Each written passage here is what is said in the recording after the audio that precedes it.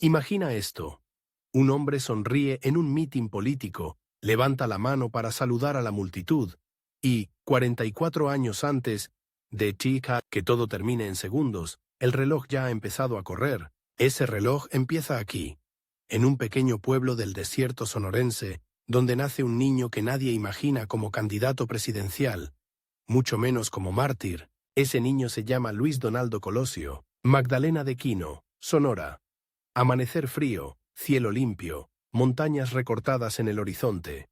Es 10 de febrero de 1950. Las calles son de tierra, los perros vagan entre casas modestas y el polvo del desierto se mete en todo.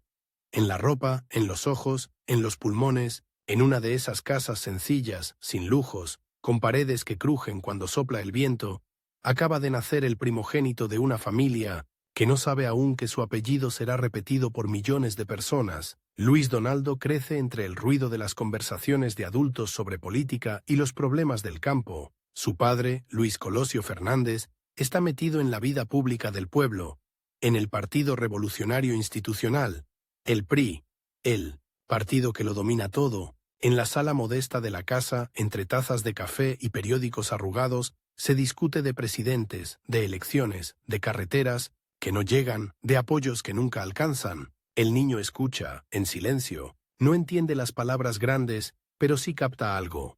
Afuera hay injusticia, y adentro hay una obsesión por cambiar las cosas. Aunque sea desde un pueblo perdido en el mapa, faltan décadas para que el país entero escuche su nombre, pero algo se enciende pronto en él. Es un niño serio, de mirada concentrada, de esos que parecen más grandes de lo que son. En la escuela destaca rápido, no por escándalo, no por gritos, sino por una disciplina casi incómoda para su edad. Mientras otros sueñan con irse al otro lado, a Estados Unidos, él empieza a soñar con algo distinto. Entender por qué unos tienen tanto y otros casi nada. En el paisaje del norte, el contraste es brutal. Por un lado, las historias de los que cruzan la frontera y regresan con dólares, autos usados, electrodomésticos brillantes. Por otro, los jornaleros quemados por el sol, los niños descalzos que juegan entre surcos de tierra seca. Colosio crece mirando esa brecha abierta como una herida, día tras día. La frontera está lejos en kilómetros, pero presente en cada conversación. El país rico del norte, el país pobre del sur, y en medio, él, intentando descifrar qué pasó en el camino. Cuando es adolescente, la radio trae noticias de un México que parece otro planeta. La Ciudad de México, las protestas, los estudiantes, la Plaza de las Tres Culturas, Tlatelolco. En Magdalena de Quino, esas palabras suenan distantes, casi irreales, pero el eco del 68 llega. El joven Luis Donaldo escucha hablar de estudiantes asesinados, de tanques en las calles, y aunque él no está allí, esa mezcla de esperanza rota y de rebeldía le va moldeando el carácter. Sabe que el poder puede ser violento, injusto, frío, y sin embargo no sueña con destruirlo, sino con infiltrarse en él, transformarlo desde dentro. Mientras otros muchachos fantasean con armas, revoluciones o una vida fácil al otro lado de la línea, él se obsesiona con algo que, para un adolescente, suena casi absurdo.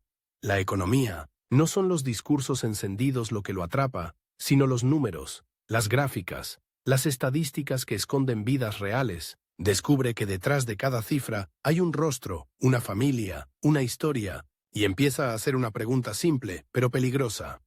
¿Por qué un país con tanta riqueza tiene tanta pobreza? Esa pregunta lo empuja a salir de Magdalena. El pueblo se le queda pequeño. La plaza, las fiestas patronales, las mismas caras de siempre ya no le bastan. Cuando aparece la oportunidad de estudiar en Monterrey, en el Instituto Tecnológico y de Estudios Superiores de Monterrey, el ITESM, la decisión duele pero es inevitable. Dejar la casa, la tierra natal, los amigos de infancia, y lanzarse a una ciudad enorme que no conoce. El reloj avanza. Faltan décadas para el balazo, pero la ruta ya empieza a trazar una línea recta hacia la capital y hacia el poder. La despedida tiene algo de ruptura definitiva. Lo podemos imaginar subiendo al autobús, con una maleta modesta y la mirada fija en la carretera. El desierto se estira como un mar de arena, interminable. Atrás, el pueblo. Adelante, Monterrey, humo, fábricas, ruido. Un México industrial, duro, donde el dinero y el poder huelen a acero y gasolina, no a tierra y ganado. En Monterrey el choque es enorme. El campus del TEC muestra otro país.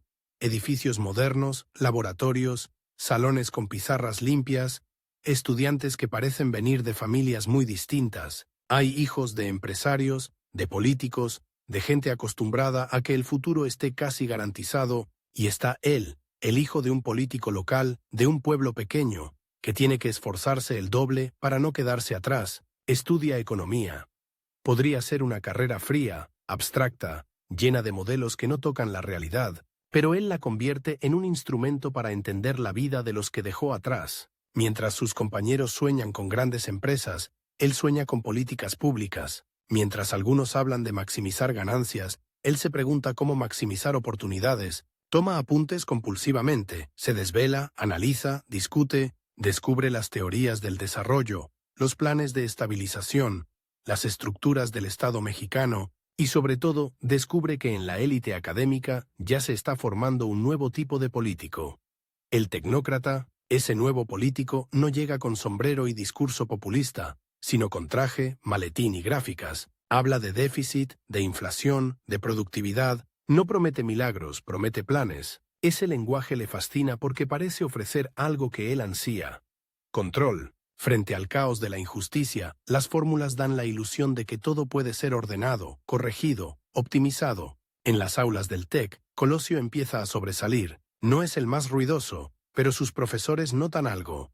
Disciplina, claridad, una curiosa combinación de sensibilidad social y rigor técnico. Esa mezcla resulta explosiva en un país que se prepara para dejar atrás el México de la Revolución, para entrar al México moderno, industrial, financiero. Sin darse cuenta, se está convirtiendo en el tipo exacto de joven que el poder va a necesitar. Fuera del campus, Monterrey le muestra sus extremos. De día, visitas a zonas industriales, parques, colonias de clase media en ascenso. De noche, calles sin pavimento, colonias donde el agua llega tarde o no llega. Niños que venden chicles en esquinas con miedo en la mirada. La desigualdad se le clava como un aguijón. No es algo que haya leído en un libro. Es algo que ahora ve en dos ciudades superpuestas. La que trabaja en los corporativos en San Pedro y la que sobrevive en las faldas de los cerros. Mientras tanto, el país se mueve. El PRI sigue siendo un gigante casi indiscutible, pero ya se sienten fisuras, oposiciones locales, descontento estudiantil, una modernidad que no alcanza a todos. En ese contexto, un joven economista de Sonora empieza a llamar la atención. Su apellido suena distinto, casi extraño, pero su perfil encaja perfecto con los planes de una élite gobernante que busca sangre nueva, leal, preparada, termina la carrera con excelentes resultados, y entonces surge otra oportunidad crucial. Estudiar en el extranjero, el sueño de muchos, pero reservado para pocos. Luis Donaldo obtiene la posibilidad de ir a Estados Unidos, a la Universidad de Pensilvania, para especializarse en planificación del desarrollo regional. La decisión no solo es académica, es un salto a otro mundo. Filadelfia es otra vez un choque. Ahora no solo deja el pueblo, deja el país entero. Cruza la frontera de la que tanto oyó hablar de niño, pero no como bracero, sino como becario. El contraste es casi violento. Transporte que funciona, servicios públicos que parecen estándares, barrios ricos y también pobres, pero una estructura que, a sus ojos, se ve más ordenada, más previsible. Ahí entiende que la desigualdad no es un destino inevitable, es una consecuencia de decisiones. En los salones de la Universidad de Pensilvania, discute con profesores y compañeros de distintos países, hablan de América Latina, de sus crisis recurrentes, de sus dictaduras, de sus intentos fallidos de modernización. México aparece una y otra vez como ejemplo híbrido. Ni dictadura abierta, ni democracia plena. Un régimen hegemónico que presume estabilidad, pero oculta costos humanos. Colosio escucha, participa, defiende a su país, lo critica, lo desmenuza, y poco a poco se convence de algo radical.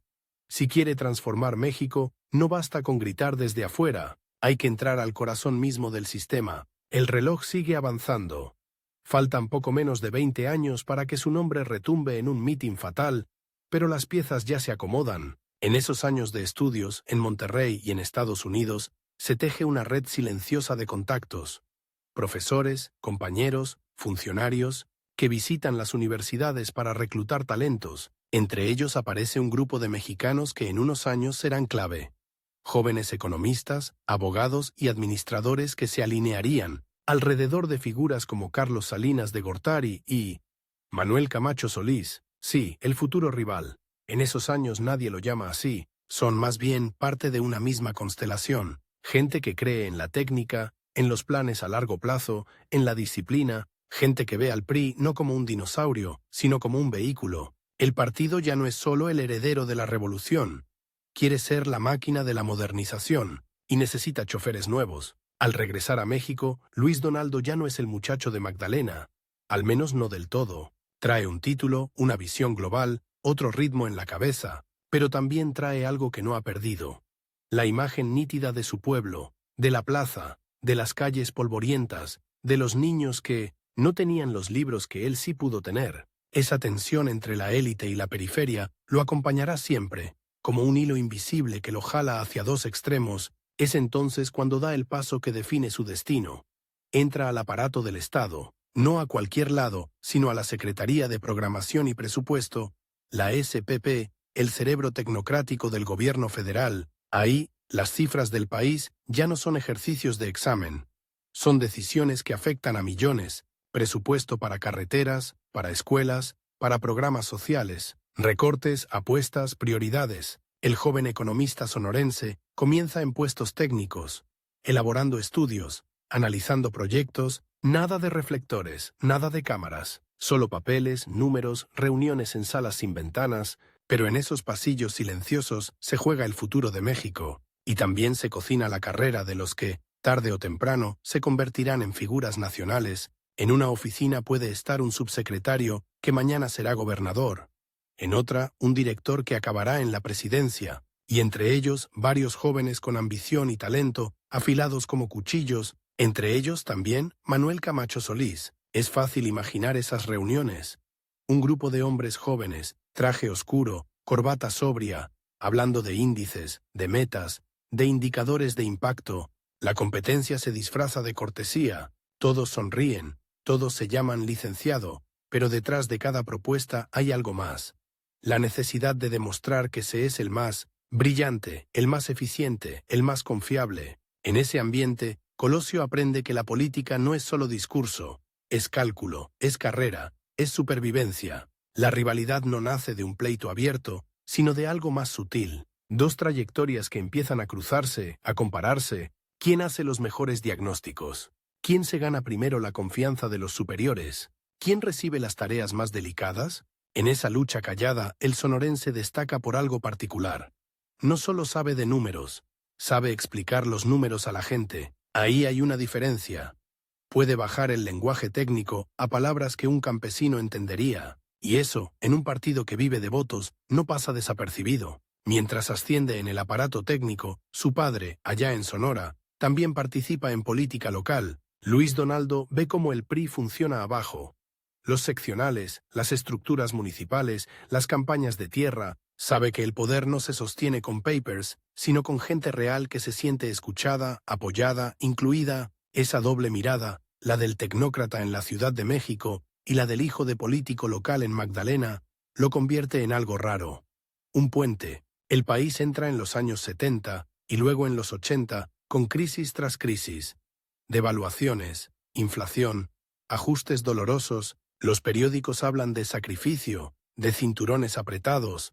En las oficinas de la SPP, esos sacrificios se traducen en decisiones que Colosio ve de cerca. Recortar aquí significa cerrar una opción allá. Recortar allá significa perder una oportunidad acá. El joven funcionario empieza a sentir el peso moral de cada cifra. No son solo millones, son vidas. En ese contexto turbulento, algunos optan por jugar seguro, callar, obedecer, esperar su turno. Otros empiezan a destacar por asumir posiciones, por proponer caminos distintos, por hablar de una modernización que no deje a los pobres tirados en la banqueta. Luis Donaldo se alinea con estos últimos, no rompe con el sistema, no se vuelve un rebelde, pero empuja desde dentro, con cuidado, casi con sutileza. Es el hombre que empieza a repetir una idea incómoda. No habrá estabilidad duradera sin justicia social. El reloj no se detiene. A cada sexenio, el país da un giro, y el joven sonorense se mueve con él, sus jefes lo recomiendan, sus informes circulan, su nombre empieza a sonar entre los cuadros del PRI como el de un técnico confiable con sensibilidad política, y entonces, inevitablemente, la pregunta aparece sobre la mesa. ¿Seguirá detrás del escritorio? ¿O dará el salto al territorio donde la política se vuelve carne y hueso, al mundo de las campañas, de los mítines, de los aplausos y los abucheos? Ese es el siguiente umbral, porque estar en el gobierno es una cosa. Entrar de lleno al PRI, al juego de las candidaturas y los votos, es otra. Una noche cualquiera, en una oficina iluminada por tubos fluorescentes, alguien le hace la invitación formal. No se trata ya de ser solo técnico, se trata de convertirse en cuadro político, de pedir el voto, de exponerse, de arriesgarse. Aceptar significa entrar a una carrera donde el tiempo se vuelve enemigo. Hay que escalar antes de que otros lo hagan. Hay que ganar espacios, posiciones, antes de que el rival, ese otro joven brillante, ese grupo de competidores silenciosos, los ocupe. No hay lugar para todos en la cúpula, y el reloj, nuevamente, marca una cuenta regresiva que él aún no ve. Faltan años para que un mitin en el norte del país se convierta en tragedia. Pero el camino que lo llevará hasta ahí se define en momentos como este. Luis Donaldo mira el tablero y decide. Dice que sí. No a un puesto específico, no a una candidatura inmediata, sino a algo más profundo. A una vida entera dedicada a la política dentro del sistema que domina México. Desde ese instante, su biografía deja de ser la historia de un niño del desierto que estudió economía, y se convierte en la historia de un hombre que, sin saberlo, se sube a una máquina implacable, acelerada, donde cada decisión, cada alianza, cada éxito y cada error lo empujarán hacia una fecha marcada a fuego. 23 de marzo de 1994. El reloj sigue corriendo, y la competencia también. Afuera, nadie lo sabe todavía. Adentro, en los pasillos del poder, algunos empiezan a apostar. Este muchacho sonorense, serio, preparado, con discurso social, puede llegar lejos, muy lejos, tal vez más lejos de lo que él mismo imagina. Imagina esto. Te dicen que estás a un paso de gobernar un país entero, pero lo que nadie te advierte es que desde el momento en que aceptas, cada aplauso también es un segundo menos de vida. Eso es lo que está a punto de pasarle a Luis Donaldo Colosio cuando dice que sí a la política de verdad, no a los números, no a los estudios, sino a la selva donde el poder se gana, se negocia, y a veces se cobra con sangre. El muchacho disciplinado de la Secretaría de Programación y Presupuesto cruza una línea invisible, deja de ser solo el técnico brillante para convertirse en algo que el sistema siempre busca. Un posible líder. Lo mandan al territorio, a donde huele a sudor, a tierra mojada, a lonas de mitin y a altavoces que truenan. Primeras encomiendas, cargos intermedios, comisiones en la Cámara de Diputados. De pronto, el que hacía cuadros en pizarrones ahora tiene que llenar plazas, escuchar reclamos a gritos, enfrentar miradas de desconfianza. Ahí, frente a campesinos cansados y obreros resentidos, descubre si su discurso social sirve o es pura teoría. La escena se repite. Auditorio pequeño en una ciudad olvidada. Gente que llega más por curiosidad que por convicción. Promesas que suenan igual a las de siempre. Al principio, el público lo mira con frialdad. Un joven de traje, pelo engominado, acento del norte, hablando de equidad y desarrollo regional. Pero pasa algo raro. No usa frases huecas, no se refugia solo en cifras. Habla de Magdalena, de la tierra seca, de los niños sin escuela. Confiesa que él viene de ahí, que no nació en cuna de oro. La gente baja un poco la guardia. No es un caudillo populista, no es un tecnócrata frío. Es una mezcla incómoda, difícil de clasificar. Y eso, dentro de un sistema acostumbrado a moldes, es peligroso y valioso. En la Ciudad de México, los reportes llegan. El licenciado Colosio conecta bien con la base, tiene formación sólida, pero también arrastre. Esas frases, que parecen inofensivas, son como fichas colocadas en un tablero enorme. En un partido como el PRI, donde el presidente en turno decide casi todo, los que logran brillar sin desafiar al jefe empiezan a ser observados con lupa. Alguien anota su nombre junto a otros. Posibles futuros, material de gobernador, material de algo más. Entre esos nombres, el suyo aparece cada vez más cerca de otro, que también se repite. Manuel Camacho Solís. Camacho y Colosio. dos trayectorias paralelas que empiezan a girar como dos planetas en la misma órbita, los dos preparados, los dos leales al sistema, los dos con discurso de modernización. Pero hay diferencias. Camacho se mueve con enorme habilidad en la alta burocracia, en el círculo inmediato del presidente, en la ciudad de los acuerdos, bajo techo, en el concreto de la capital. Colosio, en cambio, va y viene entre los pasillos del poder y las plazas llenas de polvo. Uno parece más urbano, más cosmopolita. El otro carga el norte en la mirada, el desierto en el tono de voz. Para el sistema eso significa algo claro. Hay dos opciones de relevo generacional, y tarde o temprano una tendrá que imponerse sobre la otra. Los años pasan, los cargos se acumulan, diputado federal, luego senador. En la tribuna su voz se vuelve conocida. No es incendiario, pero tampoco sumiso. Habla de pobreza, de rezagos, de la necesidad de que el crecimiento económico llegue a los de abajo. En un país acostumbrado a discursos llenos de adjetivos y vacíos de contenido, Colosio mete conceptos, diagnósticos, datos, pero traducidos. Un México de pocas manos no puede durar mucho tiempo, repite. Sus palabras suenan a advertencia y a promesa a la vez. Los periodistas empiezan a citarlo, los gobernadores lo piden para giras, los viejos priistas lo miran con una mezcla de curiosidad y recelo. Este chamaco viene fuerte. Mientras tanto, el mundo se mueve rápido, caen dictaduras en América Latina, se derrumba el muro de Berlín, el modelo económico cambia. México entra a una era de apertura, de tratados comerciales, de privatizaciones. El PRI intenta reinventarse sin perder el control. En medio de esa transición, se vuelve urgente un nuevo rostro, que simbolice modernidad sin romper con el pasado. Un puente entre la revolución y el futuro, entre los viejos caciques y los jóvenes profesionistas, entre el México rural y el México urbano. Ese puente, piensan algunos, podría llamarse Luis Donaldo Colosio. Ese puente, piensan otros, debería llamarse Manuel Camacho Solís. El reloj sexenal marca un ritmo implacable. Cada presidente tiene 6 años para gobernar y para elegir a su sucesor. No hay primarias, no hay competencia abierta. Hay señales, rumores, cenas discretas, listas que cambian a puerta cerrada. Desde el primer año de un gobierno, el juego de la sucesión ya empezó. Y en ese juego, cada discurso, cada error, cada foto cuenta. Colosio aprende a medir sus palabras, a no dar pasos en falso, a sumar aliados sin provocar miedo. Sabe que el sistema premia la lealtad, pero también el resultado. Sabe sobre todo que el tiempo corre en su contra.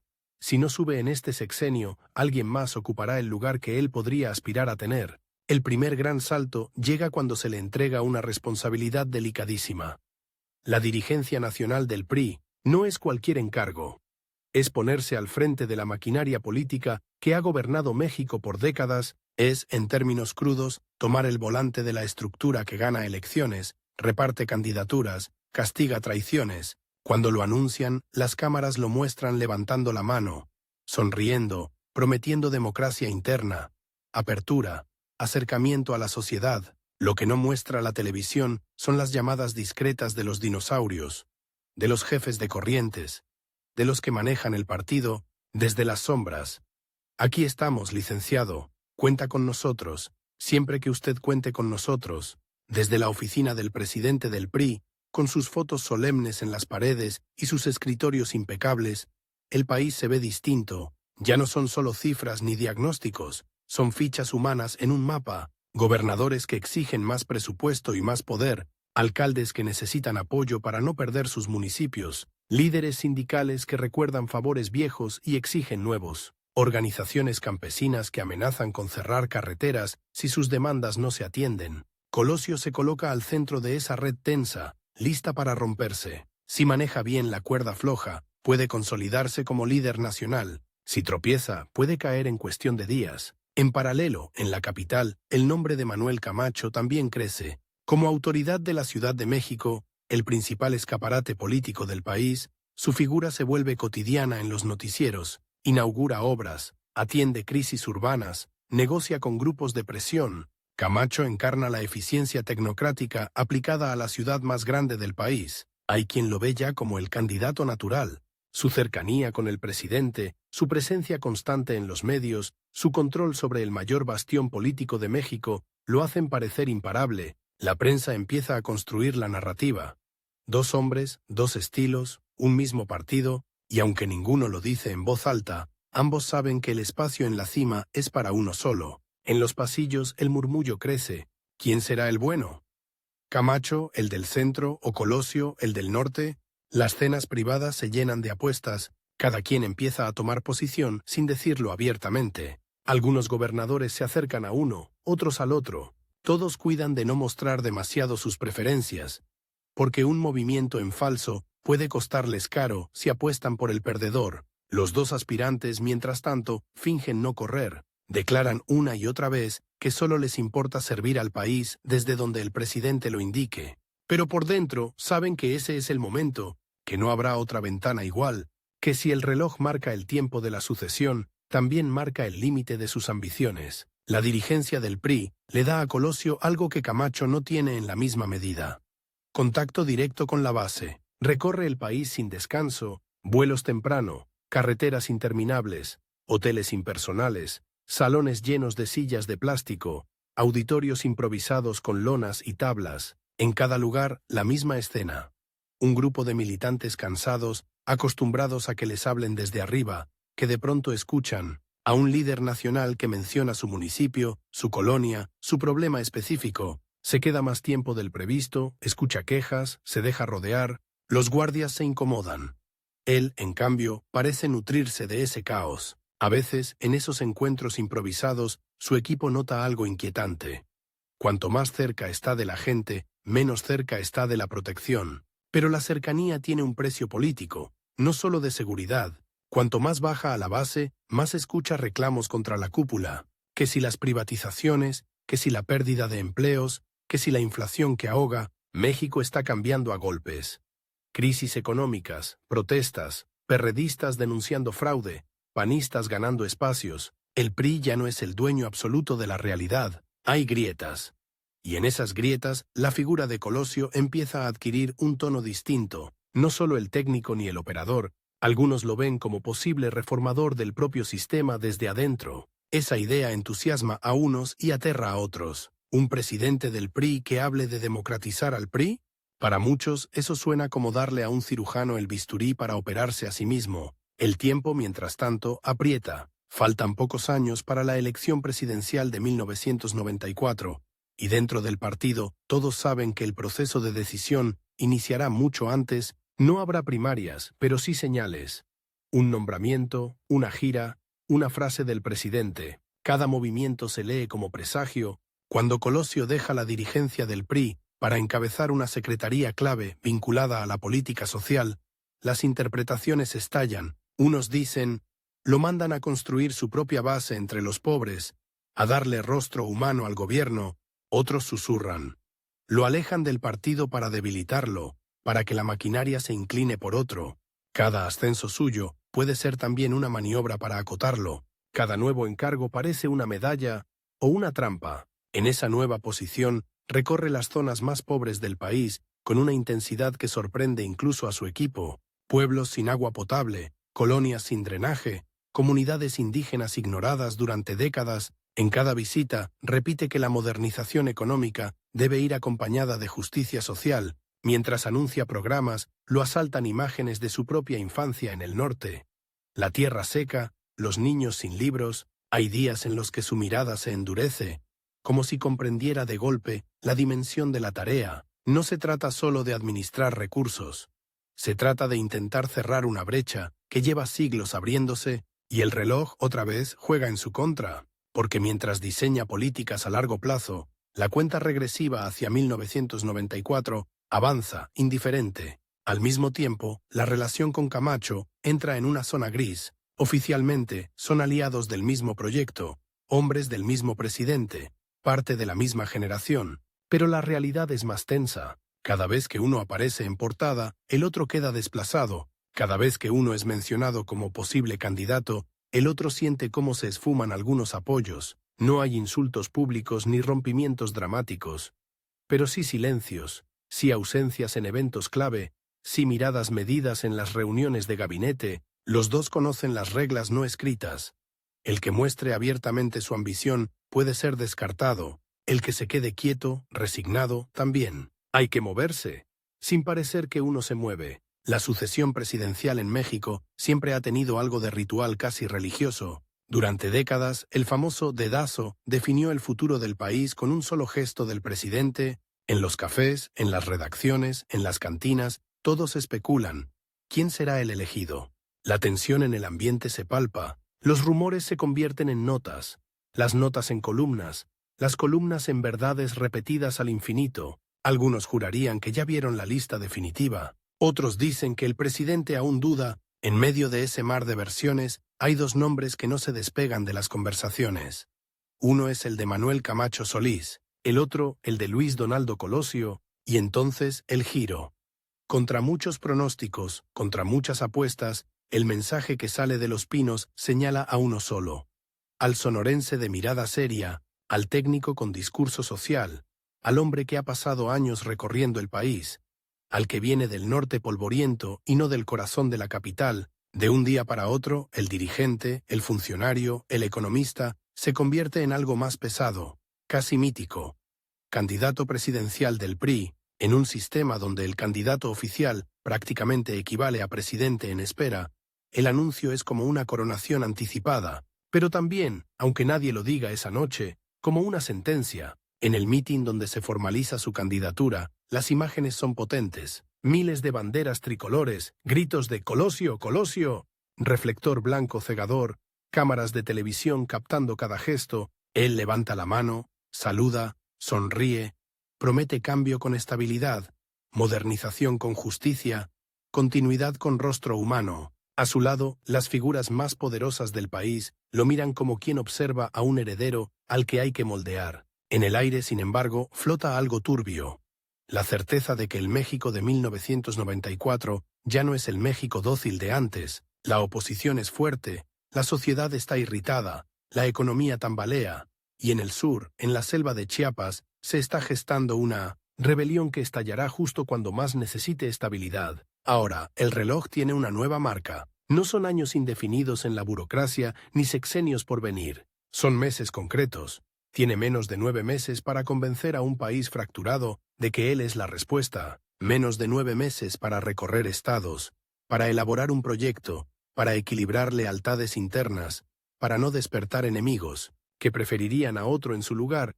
Menos de 9 meses para demostrar que puede ser un presidente distinto sin dejar de ser del sistema.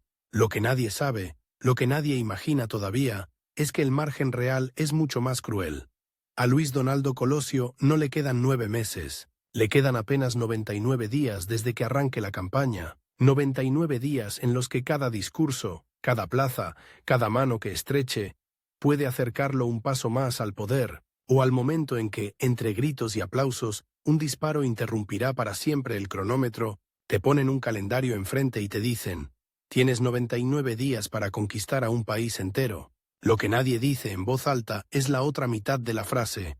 O para que el país te trague vivo. Para Luis Donaldo Colosio, la campaña presidencial no es solo una gira de promesas. Es una carrera contra un reloj que él no puede ver, pero que ya está marcando la cuenta regresiva hacia un punto sin retorno. La noche en que se vuelve oficialmente candidato, cuando se apagan las cámaras y se vacía el Salón de los Pinos, Colosio se queda un instante a solas con algo muy simple. Un cuaderno de notas y una mano temblorosa que dibuja una línea de tiempo. Noviembre, diciembre, enero, marzo. Marca fechas, ciudades, estados. Sabe que no hay margen para el error. En México, un candidato del PRI es, en teoría, presidente en potencia. Pero en 1994, por primera vez en décadas, esa frase ya no suena garantizada. La oposición crece, la economía se resquebraja, el enojo social hierve, y, en la sombra, sigue ahí la figura que no desaparece, aunque no haya sido elegido. Manuel Camacho Solís. Al principio, parece que la historia ya se decidió. Camacho ha quedado fuera del juego central. Colosio es el hombre del momento. Las portadas de los periódicos lo muestran sonriente, levantando el brazo, con titulares que hablan de renovación, de nuevo rostro del PRI.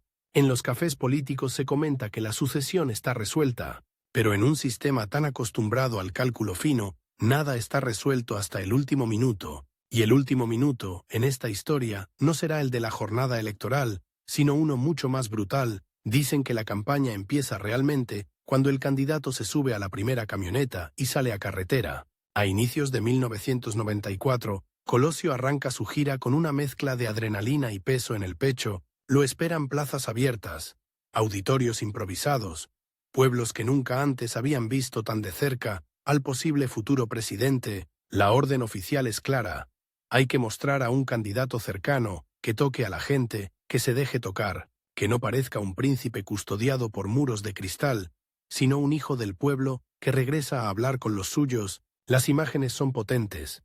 Colosio bajando del vehículo, camisas empapadas de sudor a su alrededor, manos que se estiran desesperadas para rozarlo, aunque sea un segundo, mujeres que le acercan niños en brazos para que los bese, ancianos que le ponen en las manos cartas arrugadas, peticiones, historias de años de abandono. Él escucha, asiente, promete. A veces se quiebra un poco al ver miradas demasiado parecidas a las de su infancia en Magdalena de Quino. Sus escoltas se miran entre sí con preocupación. El candidato se mete entre la multitud hasta perderse de vista. La lógica de la seguridad choca con la lógica política. Cuanto más protegido está, menos auténtico parece. Cuanto más se abre, más vulnerable se vuelve. En paralelo, el diseño del mensaje se cocina en cuartos cerrados. Publicistas, encuestadores, operadores. Sobre la mesa, frases, eslogans, colores. Se propone presentarlo como el presidente social de la modernización. Como el puente entre el México pobre y el México que quiere entrar a la élite mundial. Hay focus groups, diagramas, manuales de imagen. Pero hay algo que no se puede controlar. El país real que espera allá afuera no es el de los gráficos. Es un México donde casi la mitad de la población vive en pobreza. Donde millones sobreviven con lo mínimo. Donde la modernización se siente como una fiesta a la que solo entran los de siempre. Y entonces, el golpe. La medianoche del 1 de enero de 1994, mientras en los noticieros se celebra la entrada en vigor del Tratado de Libre Comercio con 1900, América del Norte, en la selva de Chiapas, irrumpe una imagen que nadie en el poder quiere ver. Hombres y mujeres indígenas encapuchados, con fusiles viejos pero manos firmes, toman cabeceras municipales y declaran la guerra al gobierno mexicano. Se hacen llamar Ejército Zapatista de Liberación Nacional. Sus comunicados no hablan de alta economía, hablan de hambre, de humillación, de siglos de olvido. El contraste es brutal. De un lado, el discurso del México del primer mundo, listo para competir en la economía global. Del otro, un México descalzo que se levanta con armas. En cuestión de horas, la agenda cuidadosamente planeada de la campaña de Colosio queda hecha trizas. Ya no se trata solo de convencer, se trata de demostrar que el país no está al borde de desmoronarse. En las reuniones de emergencia, el presidente, sus asesores, los secretarios, el propio candidato, revisan mapas, informes, fotos satelitales. Se habla de muertos, de enfrentamientos, de comunicados del STLN que recorren el mundo. México, que quería presentarse como ejemplo de estabilidad, aparece en las portadas internacionales como un país en guerra, y ahí, en medio del caos, reaparece un nombre que muchos daban por debilitado. Manuel Camacho Solís. El presidente lo nombra comisionado para la paz y la reconciliación en Chiapas. El hombre que no fue candidato se convierte de pronto en la figura clave para apagar el incendio más peligroso del sexenio. Mientras el rostro de Colosio intenta llenar plazas, el de Camacho llena las pantallas hablando de diálogo, de acuerdos, de treguas. Una nueva rivalidad, más sutil y más envenenada, se instala. El candidato frente al comisionado. El hombre elegido para gobernar frente al hombre llamado para salvar al gobierno. En la práctica, eso significa algo devastador para Colosio. Deja de ser el único protagonista del momento. Cada conferencia de prensa de Camacho, cada visita suya a la selva, cada foto con líderes zapatistas se convierte en una bofetada silenciosa a la campaña. En las sobremesas se escucha el rumor envenenado. Si Camacho logra la paz, ¿por qué no hacer lo que nunca se ha hecho? ¿Y si se cambia de candidato? Nadie lo dice de frente, pero la pregunta se cuela en pasillos, oficinas, despachos. El mensaje subliminal es cruel. El verdadero operador del conflicto está en Chiapas, no en la tarima de los mítines. Colosio lo sabe. Lo siente en los silencios del presidente, en las miradas de algunos gobernadores que ya no son tan efusivos, en las preguntas incómodas de los periodistas, en una oficina apagada, una noche de enero, se queda viendo la televisión donde transmiten, en cadena nacional, la conferencia de Camacho, lo escuchan hablar de reconciliación, de esperanza, de un México que puede encontrar la paz. ¿Podría ser él diciendo esas palabras? Podría haber sido su misión. En cambio, se ve relegado al papel de candidato que tiene que explicar un país que parece escaparse de las manos de todos. Pero si algo lo ha marcado desde joven, es la idea de que el destino no se espera, se confronta. Decide entonces dar un giro. Si el país está fracturado, si la gente desconfía del sistema, él no puede ser solo el rostro amable de ese sistema. Tiene que decir algo que rompa la inercia, que suene a verdad aunque incomode a muchos de los que lo rodean. Hay quienes le aconsejan prudencia. No te confrontes, no te separes del gobierno. Espera, la gente quiere tranquilidad, no choques con nadie. Él escucha y guarda silencio. Por fuera, asiente. Por dentro, toma una decisión que será su gran acto de desafío. Mientras tanto, la gira continúa. Hay escenas que parecen sacadas de una película de suspenso, disfrazada de propaganda electoral. En un mitin en el centro del país, el templete se tambalea por el peso de los acompañantes y la presión de la multitud. Abajo la gente se empuja, grita, se sofoca. Una mujer se desmaya, un niño llora, un hombre lanza insultos contra el gobierno, mientras con la misma mano agita una bandera del PRI. El país está partido por dentro, y sin embargo todos coinciden, aunque sea por unas horas, en apretujarse bajo el sol frente a un candidato que promete un cambio que nadie sabe muy bien cómo sería. Los equipos de seguridad suenan la alarma, no hay vallas suficientes, no hay filtros, los accesos están saturados. Un día, uno de los responsables de la escolta se atreve a decírselo de frente. Licenciado, así no se puede. Tiene que mantener más distancia. No podemos garantizar nada. Colosio lo mira con una mezcla de cansancio y terquedad. Si pongo una barda entre la gente y yo, ¿qué les estoy diciendo? ¿Que les tengo miedo? Yo vengo de ahí.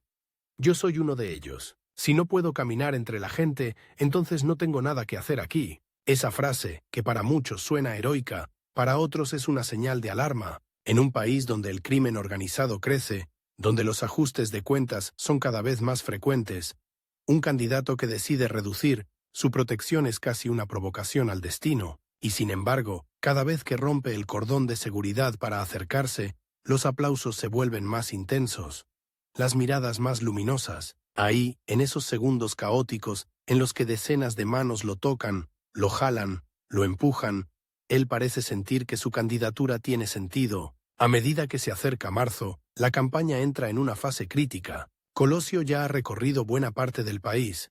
Los sondeos son confusos. Algunos lo ponen arriba con comodidad, otros muestran un desgaste acelerado, los escándalos económicos empiezan a aparecer, el peso sufre golpes, los inversionistas dudan, los adversarios, frente a las cámaras, lo llaman candidato del continuismo. Los más duros se atreven a decir que, aunque él prometa un rostro humano, su triunfo sería 6 años más de lo mismo. Colosio entiende que necesita un momento, una frase, un discurso, que marque diferencia, una escena que le diga al país: no soy solo la prolongación del poder actual, soy alguien dispuesto a cambiar las reglas del juego. La oportunidad llega el 6 de marzo de 1994, aniversario del PRI. Un evento que, año tras año, se ha usado para la autocomplacencia, para celebrar al partido, al gobierno, a la estabilidad. Esta vez, sin embargo, el escenario es distinto. Chiapas sigue siendo una herida abierta, la economía está nerviosa, la confianza ciudadana se cae a pedazos. Al frente del templete, bajo enormes mantas tricolores, se sienta la cúpula del poder, gobernadores, secretarios, líderes sindicales, viejos caciques que han sobrevivido a múltiples crisis. Todos esperan un discurso predecible. Elogios al gobierno, promesas controladas, frases cuidadosamente medidas para no irritar a nadie. Pero Colosio ha preparado otra cosa. Cuando toma el micrófono, el murmullo disminuye. Hay expectativa, sí, pero también rutina. Otro discurso de candidato, piensan muchos. Sin embargo, las primeras frases descolocan a todos. Veo un México con hambre y con sed de justicia, dice. El aire se tensa. No habla de logros, habla de carencias. No menciona la modernización, menciona el hambre. Continúa. Veo un México de campesinos que aún no tienen las oportunidades que les corresponden. Veo un México de trabajadores que no encuentran empleo. Veo un México que no puede aguantar más. Cada frase es un golpe directo al autoconcepto glorificado del sistema. En cadena nacional, el candidato del partido en el poder describe un país dolido, desigual, injusto. No es la oposición hablando, es el propio heredero designado. Los rostros en el templete se endurecen. Algunos miran al piso, otros cruzan los brazos, otros cierran la mandíbula. Entienden el mensaje. Colosio no está dispuesto a ser un simple vocero de continuidades. Está, en ese instante, marcando una línea entre él y la complacencia del poder. Quiero ser presidente de un México donde la sociedad y el gobierno caminemos juntos. Insiste, donde la democracia deje de ser solo una palabra y se convierta en forma de vida. Para millones de mexicanos frente al televisor, esas frases son una bocanada de aire fresco. Para otros, son una declaración de independencia peligrosa. Un candidato del PRI hablando de democratizar de verdad, de combatir privilegios, de escuchar a los de abajo.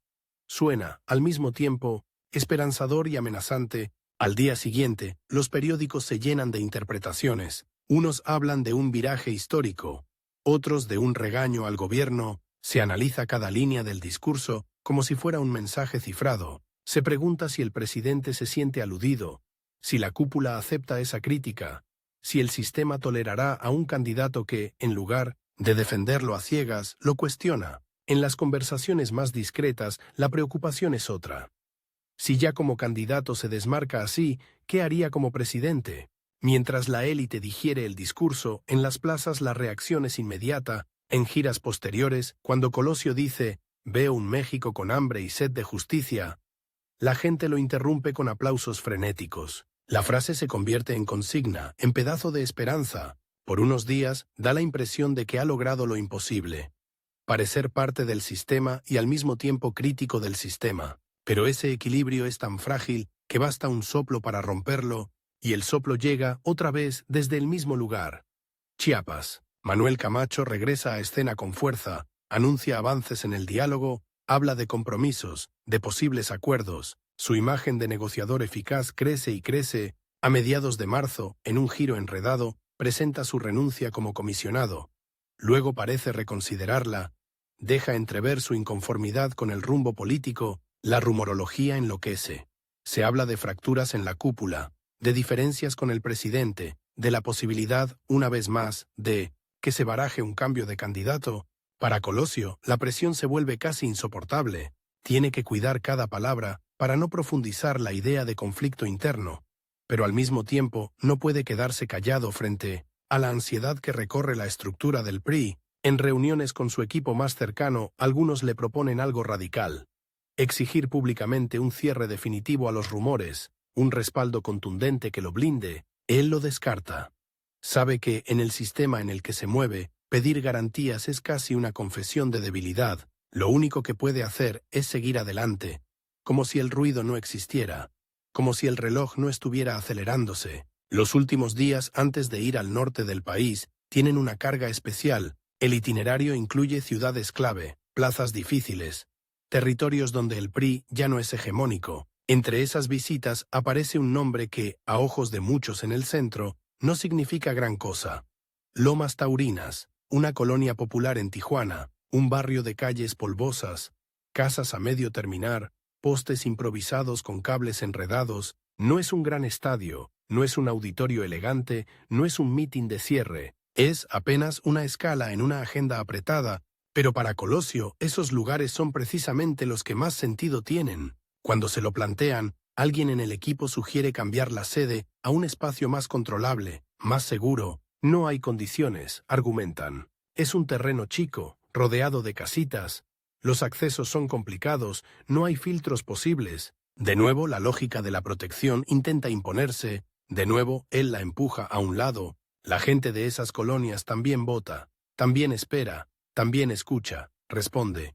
No podemos decirles que no, solo porque es incómodo. Mientras el avión que lo lleva al norte surca el cielo, entre nubes iluminadas por el sol de la tarde, el país abajo se agita. En los noticieros, los analistas discuten si el discurso del 6 de marzo fue un acto de valentía o de imprudencia. En las oficinas del poder, algunos hacen cuentas de lealtades, de riesgos, de posibles futuros. En las calles, millones se preguntan si esta vez, de verdad, algo podría cambiar. Nadie sabe aún que quedan contados los mítines, contados los apretones de manos, contadas las noches de hotel. Nadie sabe que la parada en esa colonia polvorienta, al borde de Tijuana, será algo más que una escala de campaña. Al llegar, la ciudad lo recibe con el ruido familiar. Claxones, gritos, pancartas improvisadas. Los organizadores locales se apresuran a acomodar sillas de plástico, a colgar mantas entre postes, a ajustar bocinas que rechinan. El templete en Lomas Taurinas no es más que una estructura metálica endeble, levantada sobre un terreno estrecho, rodeado de casas de lámina y bloques. Desde algunos techos, niños y adultos se asoman para ver mejor. No hay detectores de metal, no hay franjas amplias de seguridad, solo una línea delgada de policías y militantes tratando de contener una marea humana que crece a cada minuto. En la parte trasera, a la sombra de la camioneta, Colosio se acomoda la corbata, respira hondo, escucha a lo lejos el murmullo que empieza a transformarse en grito: «¡Luis, Luis!». A su alrededor, asesores, amigos, operadores intentan concentrarse en los detalles técnicos, el orden del programa, las frases clave, los tiempos. Pero hay algo más espeso en el ambiente, una mezcla de nervios, cansancio y una intuición difícil de nombrar. El reloj invisible sigue avanzando, implacable, mientras él se prepara para hacer lo que ha hecho tantas veces en esos 99 días. Caminar hacia una multitud que, entre aplausos y empujones, puede acercarlo al poder, o a algo que todavía nadie se atreve a imaginar con claridad. Cuando a un hombre le quedan 45 minutos de vida, nadie a su alrededor lo sabe. Las bocinas siguen fallando, los niños siguen jugando en los techos, los vendedores ambulantes siguen ofreciendo refrescos tibios. Solo el reloj, ese reloj invisible que ha acompañado a Luis Donaldo Colosio desde que aceptó la candidatura, parece darse cuenta de que está corriendo sus últimos segundos de futuro. En Lomas Taurinas, la tarde tiene ese tono sucio de los barrios polvosos. Luz dorada, viento que levanta tierra, camisas pegadas al cuerpo. Colosio baja de la camioneta, saluda, sonríe, hace lo que ha hecho cientos de veces, pero hoy hay algo distinto en la forma en que la gente lo mira. No es solo entusiasmo, es una mezcla rara de esperanza desesperada y frustración acumulada, como si, sin saberlo, estuvieran empujando la historia hacia un punto de quiebre. El equipo local improvisa una valla humana para abrirle paso. No funciona del todo. Los cuerpos se aprietan, los empujones se multiplican. A cada paso, alguien le toma del saco, le jala el brazo, le quiere decir algo al oído. Una mujer le entrega una carta doblada con cintas moradas. Un hombre lo abraza con demasiada fuerza antes de dejarlo seguir. Los escoltas van tensos, revisan miradas, manos, movimientos extraños, pero es demasiado gente, demasiado cerca, demasiado ruido. El control es una ilusión. El templete es pequeño, casi ridículo para un candidato presidencial, una tarima baja, cercada por una marea humana que llega hasta las casas de alrededor. Desde una cornisa, un niño sostiene una pancarta hecha con cartón de caja de supermercado. «Colosio, no nos falles». El viento la zarandea mientras él sube los escalones metálicos que vibran bajo su peso. Un organizador local le grita al oído el orden del programa. Otro trata de ajustar el micrófono. Hay prisas, fallas, desorden. Todo lo contrario a la campaña perfectamente coreografiada que se diseñó en la capital. Cuando por fin se coloca frente al micrófono, el griterío lo envuelve. «¡Presidente! ¡Presidente!». Son apenas las 5 de la tarde, pero la luz ya empieza a declinar. Su rostro, cansado por los días de gira, se ilumina por momentos cuando levanta la vista hacia la multitud. Podría repetir cualquiera de sus discursos anteriores, hablar del México con hambre y sed de justicia, insistir en la modernización con rostro humano, pero las palabras que alcanzará a pronunciar serán pocas. El reloj sigue descontando, silencioso, empieza a hablar. Hay fallas en el sonido, chasquidos, rebotes, frases que se pierden en el viento. Habla de la frontera, de los trabajadores, de los barrios olvidados. Algo se oye, algo no. Algunas personas en la parte trasera apenas distinguen fragmentos, pero aplauden de todos modos, por inercia, por costumbre, por fe. Entre las primeras filas el calor es insoportable. Hay quienes no ven, solo sienten el empuje colectivo que los lanza hacia adelante, una masa de cuerpos y respiraciones agitadas, y entonces el movimiento. Colosio baja del templete para caminar, como siempre, entre la gente. Es el gesto que tanto lo ha acercado al pueblo y que tanto ha desesperado a sus equipos de seguridad. Él sabe que ahí, en ese contacto directo, su figura cambia. Deja de ser un político en lo alto de una tarima y se convierte en el vino 900, hijo de Magdalena de Quino, que vuelve a escuchar a los suyos. Pero esa transformación tiene un precio. Avanza unos metros entre empujones y manos que se alzan con cámaras desechables, con libretas, con pañuelos. El sol pega de lado, le da de frente a los ojos. Los escoltas tratan de formar un semicírculo protector, pero la presión de la multitud los rompe una y otra vez. Hay gritos de «Foto, licenciado! ¡No se vaya! ¡Aquí, aquí!». Nadie se imagina que en esa marea humana también se mueve alguien que, en segundos, desatará un trauma nacional. A las 17:12, aproximadamente, ocurre lo que ningún guión de campaña contempla. Un ruido seco, demasiado cercano, un chispazo que no es de las bocinas, un gesto extraño en el rostro del candidato. Primero confusión, luego horror. El primero pensé que había sido un cohetón, dirían después algunos testigos, pero no fue un cohetón, fue un disparo a quemarropa. El cuerpo de Colosio se inclina hacia un lado, sus rodillas ceden, su mirada se pierde por un instante, hay sangre donde no tendría que haber, un segundo disparo, gritos que ya no son de entusiasmo, sino de pánico. La multitud, que hasta hace un instante avanzaba hacia él, ahora trata de salir en todas direcciones, pero no hay espacio, no hay salidas claras. Es una trampa de cuerpos aterrados que se empujan en un terreno demasiado estrecho. Los escoltas lo levantan como pueden. Su camisa se tiñe de rojo. Lo suben a una camioneta en medio del caos, entre gente que llora, que grita, que no entiende. En el suelo queda un hombre reducido por varios asistentes y policías. Mario Aburto Martínez, según dirán después las versiones oficiales, el autor de los disparos. A su alrededor, golpes, insultos, confusión. Nadie sabe todavía que el rostro de ese hombre se convertirá en una sombra que perseguirá la historia de México durante décadas. La camioneta avanza a toda velocidad hacia el Hospital General de Tijuana. Adentro, el silencio es más brutal que el ruido de la sirena. Un médico que iba en la comitiva intenta hacer algo, detener la hemorragia, estabilizarlo. Colosio respira con dificultad, a veces parece perder la conciencia. A veces reacciona a voces que lo llaman licenciado. El reloj que lo ha acompañado toda la campaña ahora es un monitor improvisado. ¿Llega o no llega? ¿Vive o no vive? En el hospital, el personal entra en modo de emergencia total, lo reciben, lo llevan a quirófano, llaman a especialistas, improvisan equipos. Fuera, las primeras noticias empiezan a circular como ráfagas. Le dispararon al candidato del PRI. Dicen que fue en Tijuana, que está grave, que no, que está bien. La desinformación se mezcla con la incredulidad.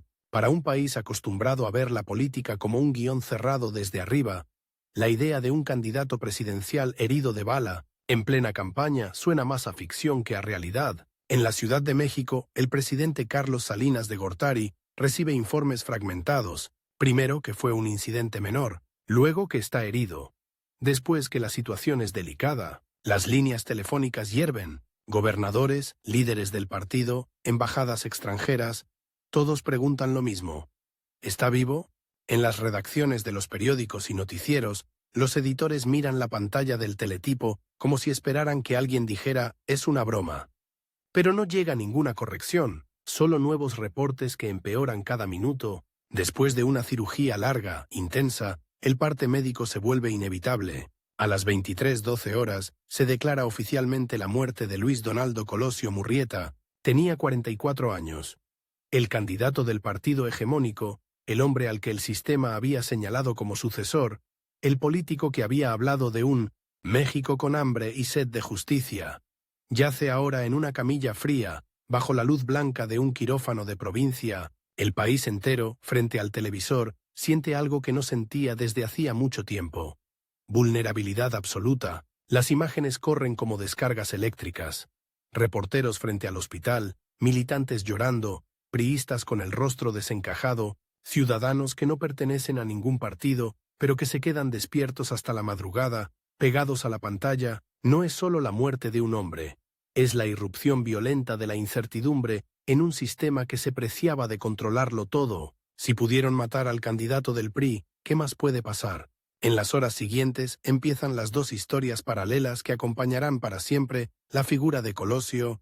Por un lado, la historia oficial, un asesino solitario, motivaciones personales, un operativo fallido de seguridad, un país que debe seguir adelante pese al golpe. Por otro, la historia de las sospechas. ¿Actuó solo Mario Aburto? ¿Quién estaba detrás? ¿Hubo más tiradores? ¿Alguien dentro del propio sistema decidió que Colosio se había vuelto demasiado incómodo?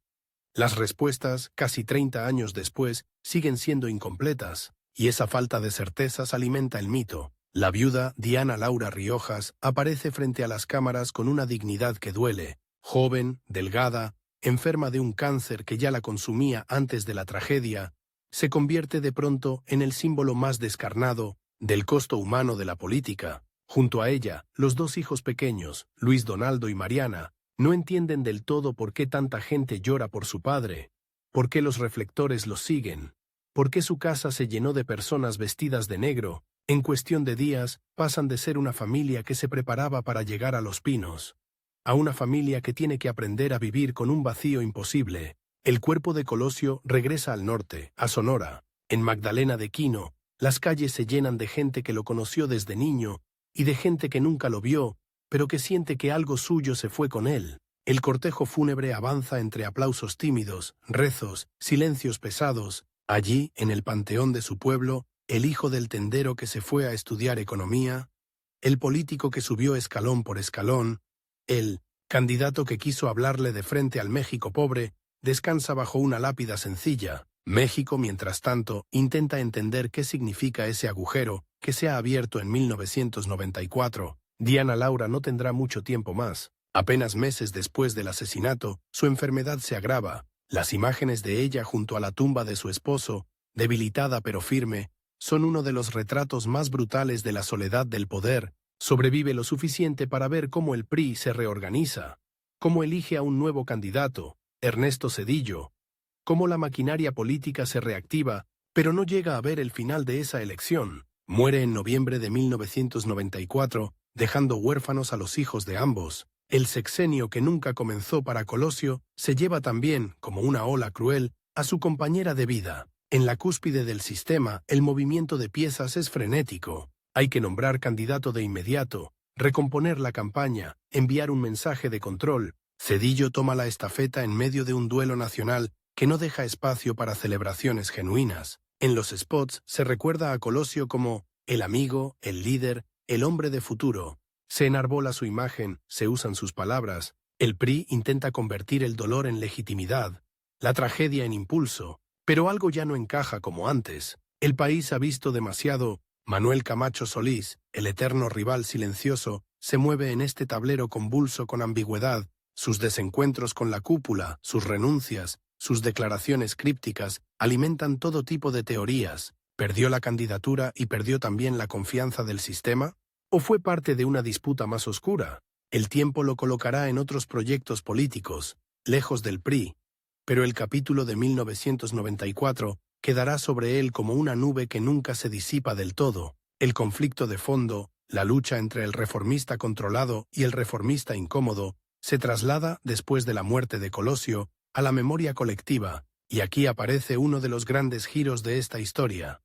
Colosio, que en vida tuvo que pelear por espacio, por atención, por demostrar que no era solo el candidato de siempre, en la muerte se convierte en algo que ningún estratega hubiera podido planear. Se transforma en mito, en símbolo, en el presidente que no fue, en el recuerdo de una posibilidad que el país siente que le arrebataron. Sus palabras del 6 de marzo, veo un México con hambre y sed de justicia, dejan de ser parte de un mitin y se convierten en consigna moral. En los años siguientes, su imagen reaparece una y otra vez, en murales de colonias populares, en carteles de manifestaciones, en documentales, en canciones, no como el representante de un partido, sino como el rostro de un hubiera gigantesco. Si Colosio hubiera llegado. Empiezan las frases en sobremesas, en cafés, en bares. Nadie sabe realmente qué habría hecho como presidente, cómo habría enfrentado la crisis económica que explotó ese mismo 1994, qué acuerdos habría pactado, qué batallas habría perdido. Pero eso, precisamente, es lo que lo hace tan poderoso como símbolo. Sobre él se proyectan las esperanzas de un cambio que nunca se puso a prueba. Mientras tanto, el sistema político que lo vio surgir y caer empieza a resquebrajarse. El PRI gana todavía elecciones, pero ya no es invulnerable. Surgen nuevas fuerzas, se consolidan viejas oposiciones, la sociedad civil se organiza, la violencia del asesinato de un candidato en plena calle, en plena campaña, marca un antes y un después. Obliga a replantear las reglas del juego, a crear instituciones electorales más independientes, a hablar de transparencia, de vigilancia ciudadana, no por generosidad del poder, sino porque la confianza se rompió de una forma demasiado visible. El nombre de Colosio, en esos debates, aparece una y otra vez como referencia, no tanto por lo que alcanzó a hacer, sino por lo que intentó plantear. La necesidad de reconciliar modernización con justicia social, crecimiento económico con dignidad para los olvidados. En los discursos de políticos posteriores, de todos los colores, se recuperan fragmentos de sus ideas, algunos lo hacen con respeto, otros con oportunismo. Pero el hecho de que, años después, sigan citando a un candidato que gobernó solo en el terreno de la posibilidad, dice mucho del hueco que dejó. En el plano más íntimo, lejos de las grandes tarimas, la historia sigue en silencio. Los hijos de Luis Donaldo crecen con el peso de un apellido que en México significa muchas cosas: dolor, esperanza, traición, futuro truncado. Crecen sin padre y sin madre, con recuerdos difusos de una casa llena de visitas, de cámaras, de viajes, y luego de repente, de un vacío enorme. Sus decisiones de vida, sus caminos personales, estarán siempre observados bajo la lupa de ese legado involuntario. Años más tarde, cuando el tiempo produce una nueva vuelta de tuerca, el país vuelve a escuchar el nombre Luis Donaldo Colosio. En 1900, boletas electorales locales, el hijo mayor decide entrar en política. Muchos lo ven como un cierre simbólico del círculo. Otros como una nueva carga sobre los hombros de alguien que no pidió nacer en medio de esa tormenta. Él mismo tendrá que negociar, una y otra vez, con la sombra de la figura paterna. ¿Cómo construirse un camino propio cuando medio país insiste en ver en ti al heredero de un sueño inconcluso? En retrospectiva, la vida de Luis Donaldo Colosio parece comprimirse en una metáfora brutal.